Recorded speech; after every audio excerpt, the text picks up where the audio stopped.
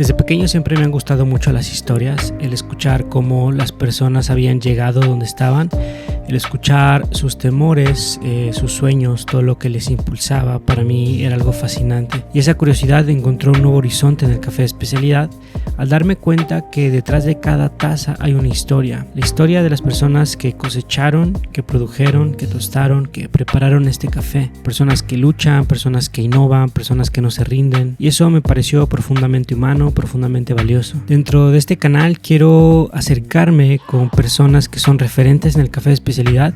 Quiero que sea un canal en el cual podamos escuchar, podamos aprender. Y quiero ser honesto contigo desde el principio. No soy una persona experta en hacer entrevistas. Inclusive al grabar estas entrevistas y al editarlas me di cuenta muchas veces que ni siquiera sé hablar, tartamudeo, no vocalizo. Muchas veces ni siquiera yo me entiendo lo que estoy diciendo, pero quiero que sepas que está bien, porque durante mucho tiempo pensé que para comenzar algo tenía que estar completamente preparado, completamente listo, dominar absolutamente el tema, que si no lo iba a hacer perfecto, que mejor no lo hiciera. Esperé mucho tiempo en comenzar a grabar estos videos porque quería tener el micrófono perfecto, la cámara perfecta, las luces, las palabras perfectas, la experiencia, pero me di cuenta que eso nunca iba a llegar. Así que simplemente decidí cambiar la pregunta. En vez de preguntarme si soy lo suficientemente bueno para comenzar, me pregunté si estaba dispuesto a aprender en público. Porque creo que eso es lo que realmente transforma. No es el perfeccionismo, sino el coraje de comenzar algo mientras sigues aprendiendo. Comenzar algo mientras no dominas por completo lo que estás a punto de comenzar. El valor de ser principiante, de tropezar, de ajustarte y de crecer en cada intento. Grabé estas entrevistas con mucho nerviosismo, con una vocecita dentro de mí que me preguntaba si realmente estaba listo, si iba a recibir muchas críticas, preguntándome si me iba a salir bien. Pero también comencé este proyecto con mucha emoción, con muchas ganas de aprender y con una firme convicción. Las cosas importantes no esperan a que estés completamente listo, a que seas un experto. Las cosas importantes se hacen mientras tú te haces. Este no es un canal de autoayuda ni de inspiración, pero simplemente quiero aprovechar este momento para animarte. Si tienes las ganas de comenzar algo, si tienes un proyecto en mente, simplemente hazlo con lo que tengas, con lo que puedas. No esperes a que todo sea perfecto, no esperes a dominar el tema, no esperes a tener todas las cosas que según tú necesitas, porque esto nunca va a llegar. Empieza ahí con lo que tienes, porque esa imperfección inicial también es parte del viaje, también es parte de aprender, también es parte de renovarte, es parte de tu historia. Y para mí no hay mejor manera de comenzar este segmento en este canal que a través de una persona que ha construido el suyo con pasión, con entrega y con mucha dedicación. Silvia es instructora del CQI, es embajadora del SCA, del Specialty Coffee Association. Es una figura central en el desarrollo del café de especialidad en México y en el mundo. Su historia no solo ilumina lo que es hacer las cosas bien hechas, sino también ilumina lo que es hacer las cosas con propósito y con pasión. Si no conoces a Silvia, te darás cuenta que es una persona muy humana, muy solar, muy amable. Es una inspiración para muchos de nosotros, es un referente en la industria. Así que bienvenido, sírvete un café y acompáñame a escuchar esta entrevista con Silvia. Bienvenida a nuestro primer episodio de nuestro primer podcast. Ah, mira, soy la madrina. Sí, felicidades. Gracias, no sabía. Estoy muy contento de que nos acompañes porque estaba leyendo la información que estábamos revisando, tu ficha técnica. Este primer episodio queremos enfocarlo acerca de profesionalismo, profesionalizar la industria del café de especialidad. Estaba leyendo tu información y hay dos cosas que me llamaron muchísimo la atención. La primera, tu nombre no es Egogenia, ¿cierto? No. Explícanos qué pasa, ¿por qué, de dónde surge? Bueno, mi hermano es muy, muy Virgo, entonces él es muy, muy directo y muy crítico, entonces pues dice que no soy Eugenia, soy Egogenia, porque dice que tengo un ego amplio. ¿Y qué tan cierto es eso? Sí, por eso lo agarré de mi nickname, ¿no? Sí. Entonces sí, un poquito. No tanto, un ego sano. Sí, es un ego sano. Y la segunda cosa que me llamó muchísimo la atención fue, eres catadora Q. Ajá. Eres instructora. Sí. Eres instructora certificada por el SCA. Uh-huh. Eres juez internacional, juez nacional. Estuviste en la dirección de la AMCE. Sí. ¿Qué más me falta? Pues, ¿no? Q-Processing. Q-Processing también. Fíjate, algo que me llamó muchísimo la atención es que eres una persona preparada en la industria. Y es poco común que personas tan preparadas como tú estén involucradas en cualquier profesión, ¿no? Y cuando hablamos del café de especialidad, pues eres una persona que definitivamente eres un referente en la industria. Hemos compartido diferentes mesas y ahorita es nuestra primera compartiendo micrófonos y quiero darte las gracias por esta oportunidad para nosotros. Para mí era importante tenerte aquí porque eres un referente en la industria, nos caes muy bien. También. Gracias. Igualmente. Y me gustaría conocer cómo es que llegas a la industria, cómo llegas al café. Bueno, yo salí de la universidad y ya aquí en México tienes que hacer un servicio social. Entonces dije, bueno, ¿dónde, no? Y agarré el directorio. Entonces, hace muchos años había sección amarilla y me puse a buscar dónde, asociaciones. Entonces hablé a la del queso, hablé a la del cacao, hablé a varias asociaciones del maíz, de la caña, y ninguna me respondió más que el café. Yo soy gastrónoma, esa fue mi primera carrera. Después estudié Relaciones Internacionales y Desarrollo Comunitario y intenté biotecnología, pero la verdad es que no soy muy buena estudiante. Soy ñoña, pero no soy buena estudiante. Y no las terminé. Y además pues ya estaba yo trabajando y también soy muy clavada en las cosas que hago. Entonces ya no me daba tiempo, tampoco me organizaba como para estudiar otras carreras. Claro. Y soy muy inquieta, me gusta todo. Entonces no me enfocaba. ¿Y llegaste al café? Llegué al café, sí, me abrieron la puerta ahí en el Consejo Mexicano del Café. El licenciado René Ávila, él fue mi jefe y ahora es mi amigo. Qué bueno. ¿Y cómo fue ese momento? Generalmente cuando platicas con personas que están en la industria del café de especialidad, siempre tienen como muy presente ese momento que llegaron al café de especialidad, porque es un parteaguas, unos lo podemos romantizar y podemos hablar de un cambio en la vida. ¿Cómo fue ese momento cuando llegas al café de especialidad, cuando lo descubres? Mira, yo llegué al consejo, ¿no? Sí. Entonces el consejo era de productores y del precio de bolsa y de exportaciones, de certificados de origen, muchas cosas. Pero la primera vez que probé un espresso y que me impactó y que yo dije, ¿qué es esto? Esto es increíble, fue con Do Brasil, ¿no? En Do Brasil, que es de acá, que tiene muchos años. Y él me explicó cómo era un espresso. A lo mejor no era especialidad, pero para mí me abrió los ojos. Y otro de los grandes momentos fue cuando ahí mismo en el consejo se hacía un concurso. No lo llevaba yo estaba en el área de promoción, que también ahí fue un acercamiento a la SCA. Hicimos el logo de Café de México, que llevamos a Anaheim como Portrait of a Country. Y también fue la primera vez que yo estuve en la SCA y dije, bueno, esta es una industria maravillosa. Pero en ese concurso, yo me acuerdo de haber probado un café de Songolica que dije, para mí y sigue siendo para mí el café de Songolica como mi referencia de cafés especiales. Hay varios momentos, la verdad. Sí. La otra fue pues conocer a Arturo y tener contacto con las competencias. Me acuerdo cuando trajo a Eric Sand, fue de los primeros jueces o personajes internacionales que vinieron a dar cursos aquí y lo acogimos ahí en el consejo. Entonces también fue pues saber de expresos, de técnicas, de otras formas de consumir el café que no fuera el café el de 3 capas, ¿no? El capuchino de tres capas. Entonces eso también me marcó. Y varios personajes y varios momentos, ¿no? Del café de especialidad. Hablamos del café de especialidad y creo que es un término que poco a poco se está dando a conocer o es más frecuente, ¿no? Escucharlo. Cada vez saben más cafeterías y esas cafeterías se denominan a sí mismas como cafeterías de especialidad. Mi perspectiva es que ha habido un crecimiento exponencial, lo cual es bueno en cuanto al café de especialidad, pero en ese mismo crecimiento creo que hay un poquito de desorden o falta de información. Y este es el objetivo de este podcast también, de acercar a las personas con personas como tú, que nos pueden compartir información y también que puedan entender conceptos, ¿no? El café de especialidad, ¿cómo es que tú lo defines? ¿Qué es el café de especialidad?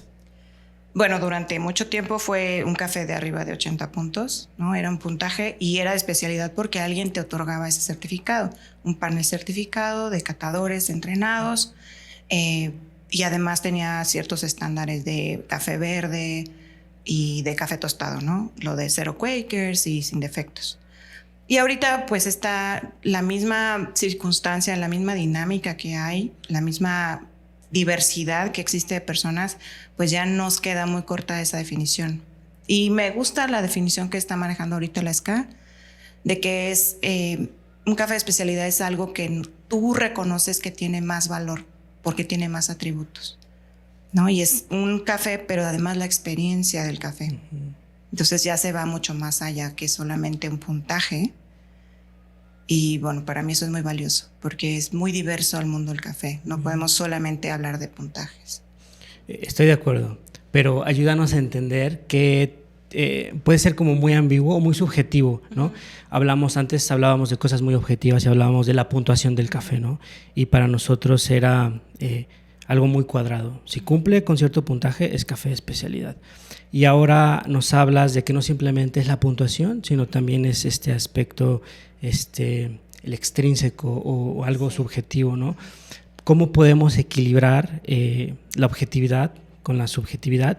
Porque, permíteme hacer un ejemplo, ¿no? Una exageración y ponerlo en otro extremo y decir, bueno, no me importa la calificación, lo que a mí me guste yo lo considero como café de especialidad. Entonces, si a mí me gusta este café, vamos a poner está quemado, tiene defectos, desviaciones graves, pero como a mí me gusta, este café para mí es de especialidad. ¿Sería válido?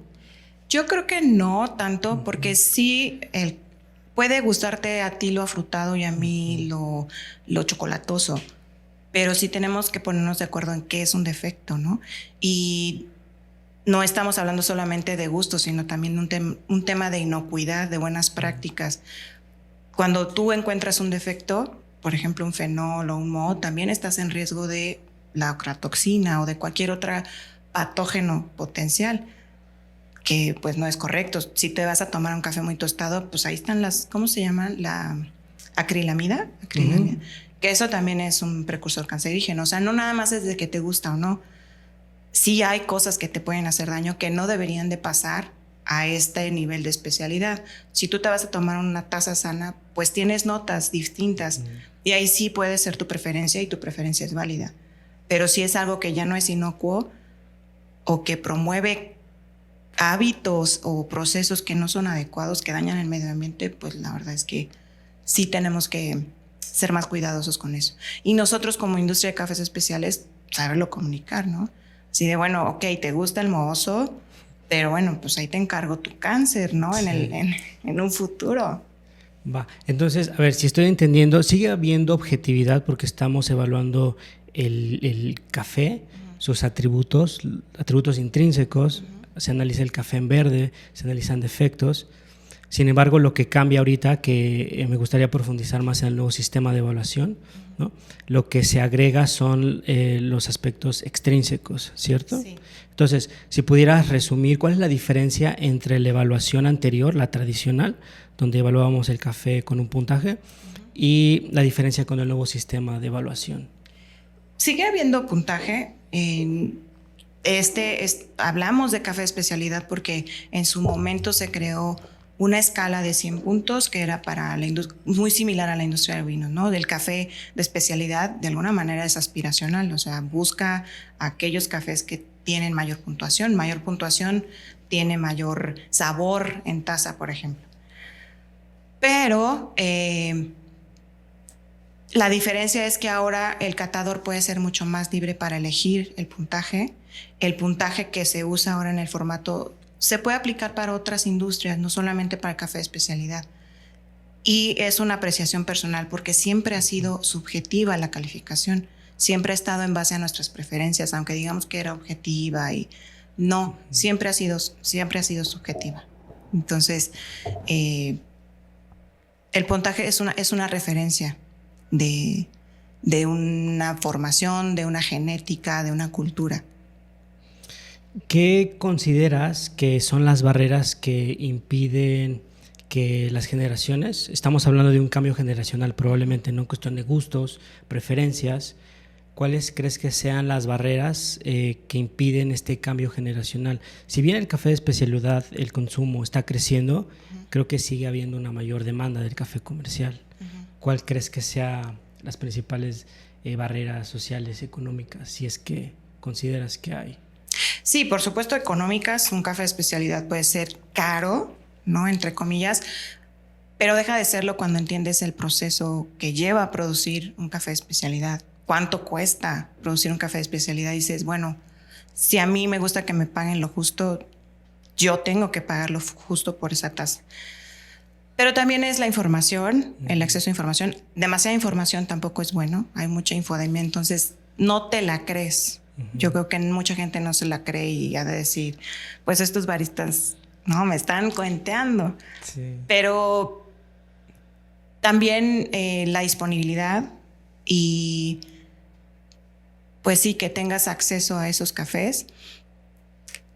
Y si tú vas al súper, encuentras así un pasillo enorme con cafés comerciales. Entonces, si tú vas a un campo, no te encuentras un café de especialidad, pero sí te encuentras un frasquito de café soluble, de café instantáneo y unas cervezas y unos buenos refrescos. Sí. Entonces, sí es mucho cultural, es mucho de hábitos, es mucho de disponibilidad. O sea, en la esquina de mi casa no hay café especial. Está el súper donde me venden un frasquito de instantáneo, ni siquiera café molido. Entonces... ¿Y qué crees que podamos hacer como industria para poder fomentar el consumo, para transicionar del café comercial al café de especialidad? Esa es una muy buena pregunta. Ojalá ya tuviera la respuesta.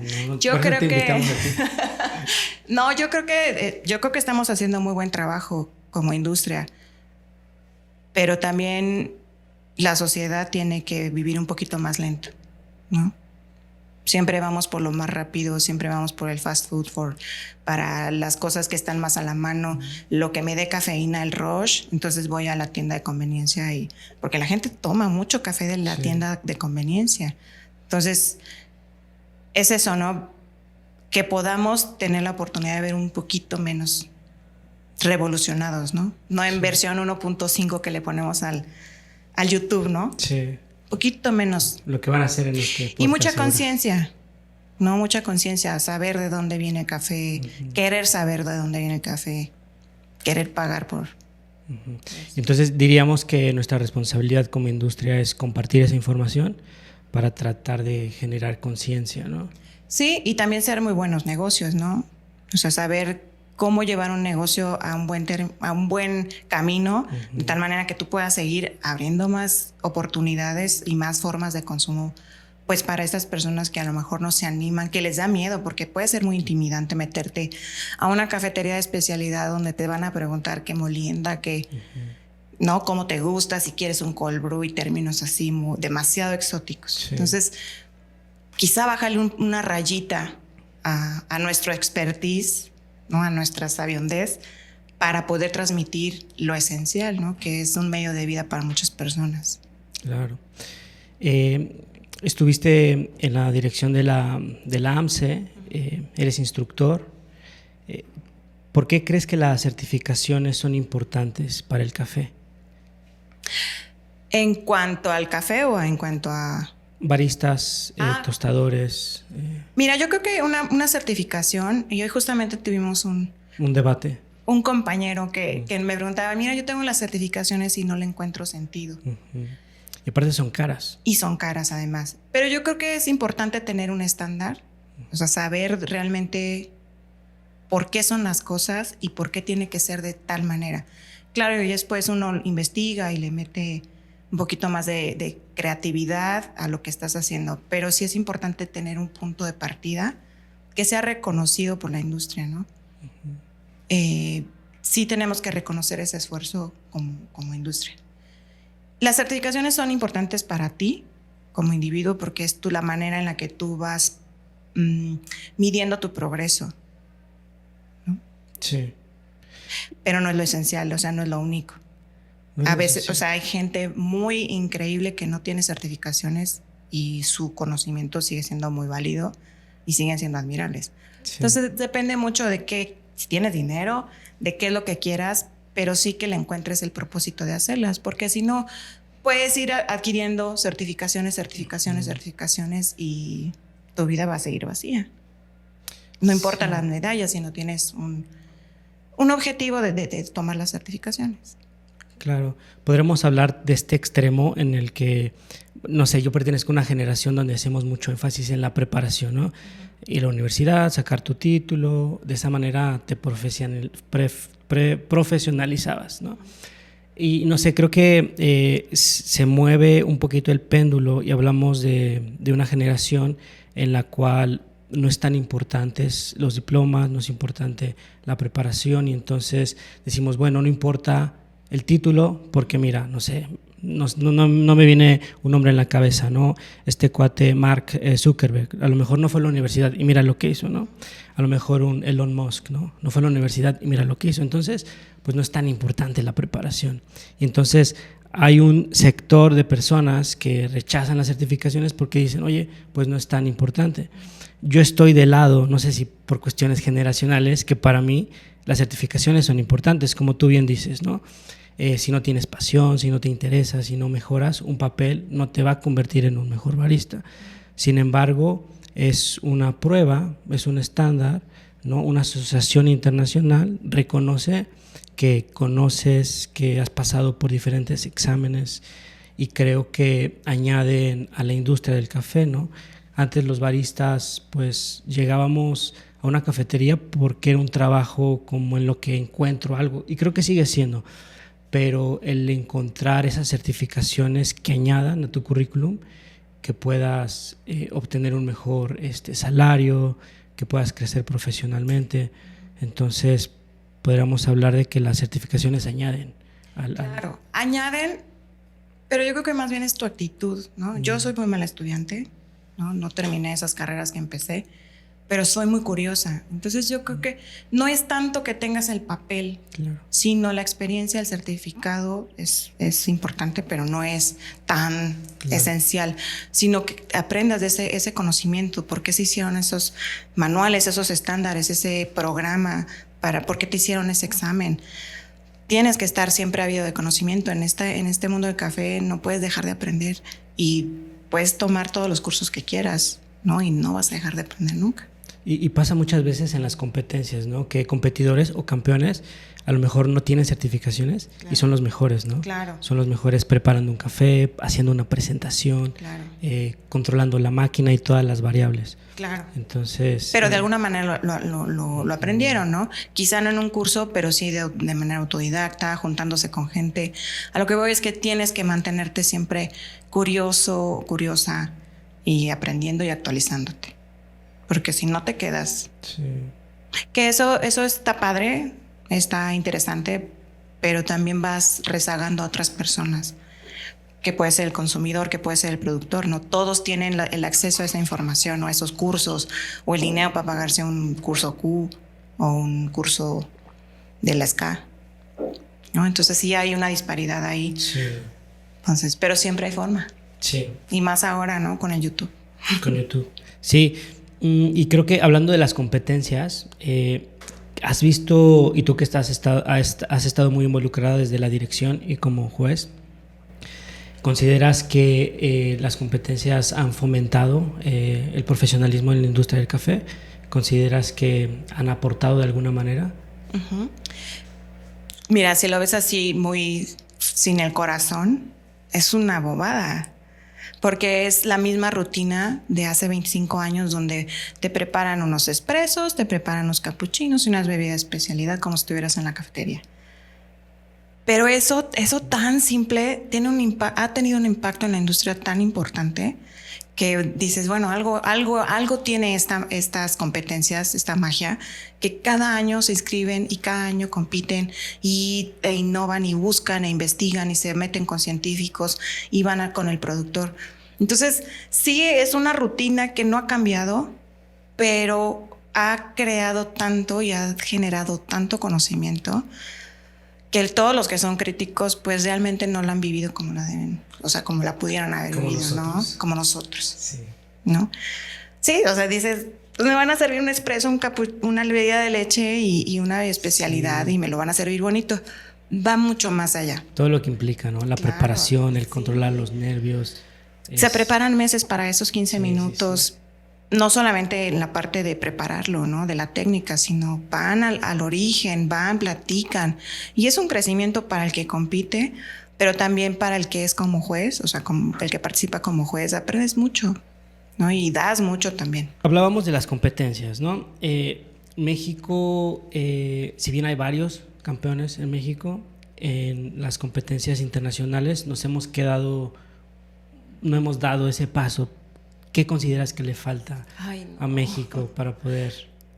Esa pregunta me cuesta mucho trabajo, es muy difícil, porque además quiero a mis competidores mexicanos y competidoras mexicanas.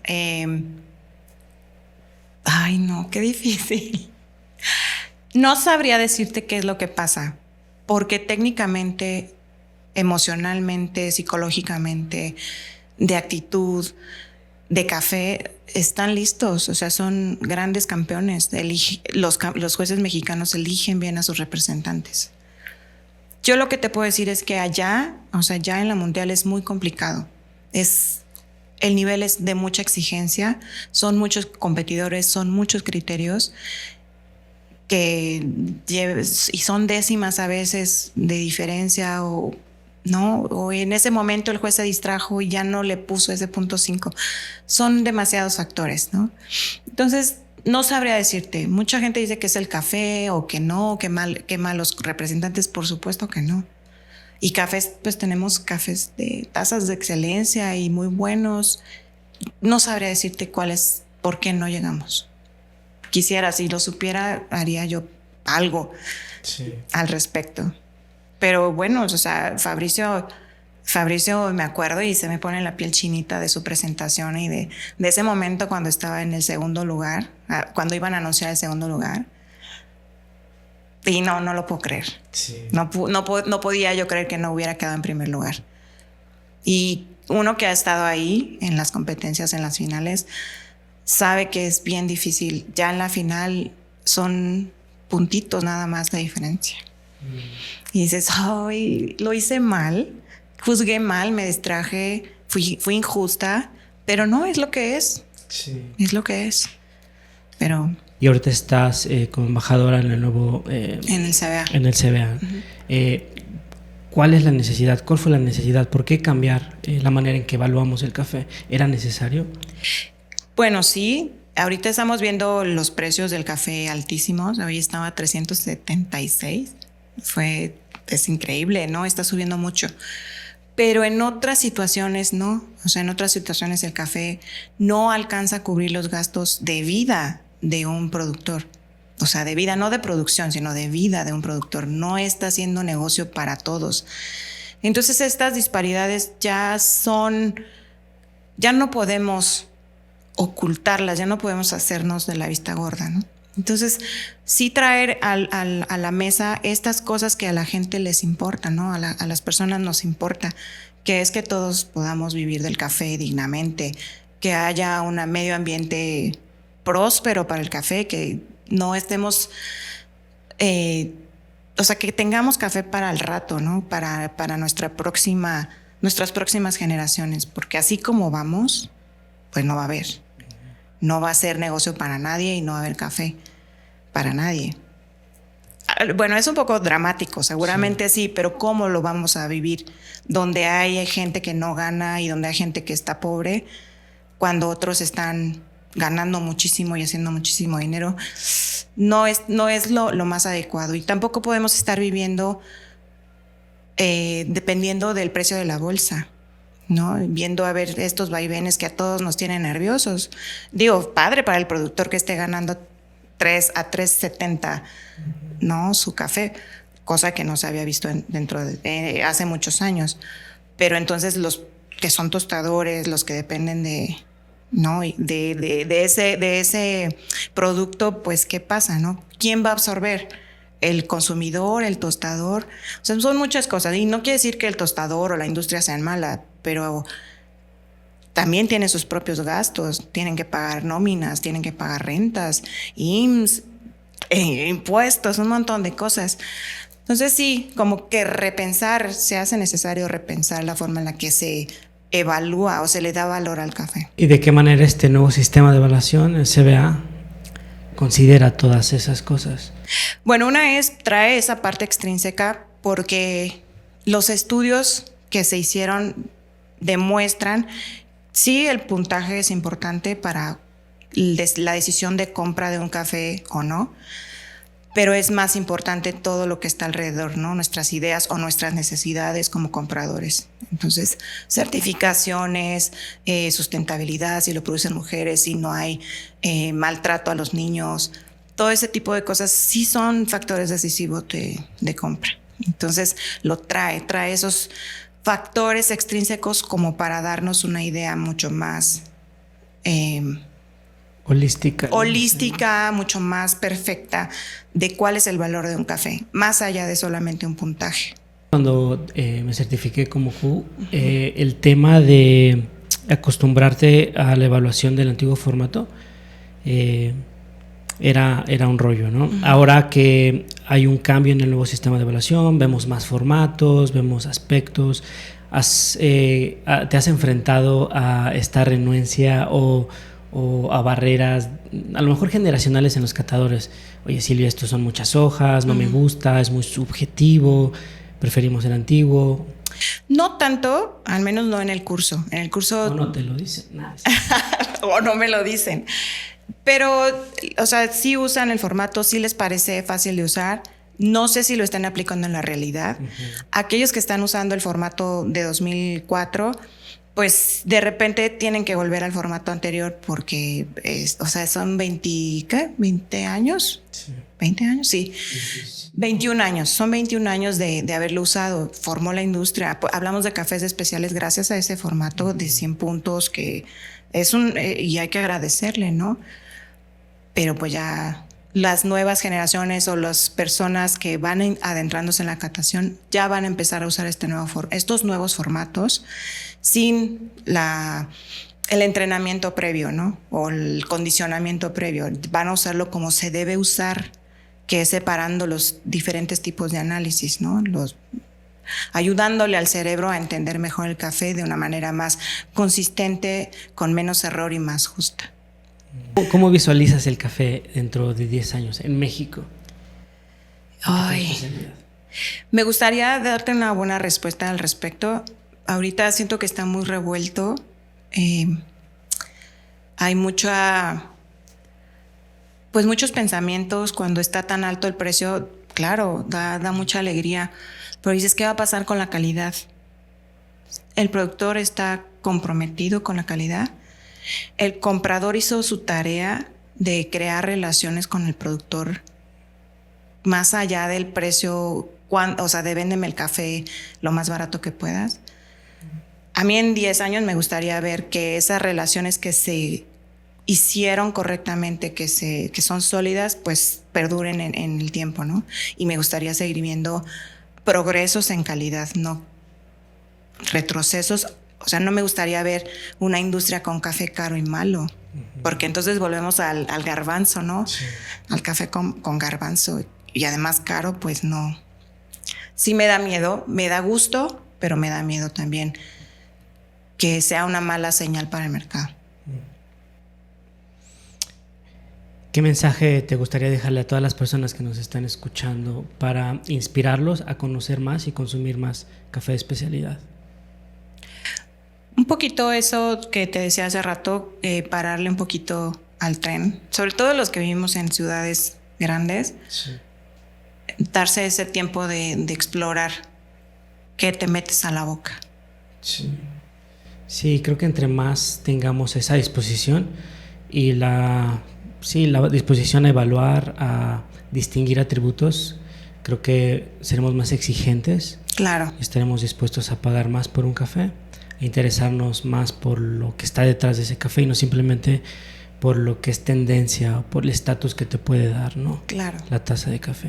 Sí, que te des ese espacio, que te abras, ¿no? Que abras vamos a necesitar consumir otras variedades y otras especies porque el cambio climático nos lo está pidiendo. Entonces, sí abrirse, probar cosas nuevas, no cerrarse a ideas, a conceptos, a cosas que están cambiando.